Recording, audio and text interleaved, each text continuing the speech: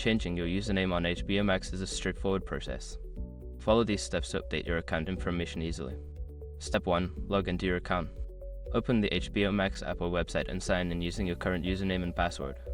Step 2. Access account settings. Once logged in, navigate to your profile icon or account name, usually located in the top right corner of the screen. Click on it to access the account settings. Step 3. Select Profile Management.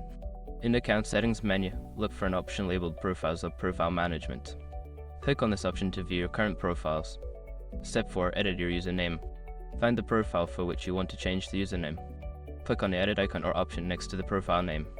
Enter your desired new username in the provided field. Step 5. Save changes. After entering the new username, make sure to save your changes. Look for a Save or Confirm button and click it to finalize the update. Now you can enjoy your HBO Max experience with your new username.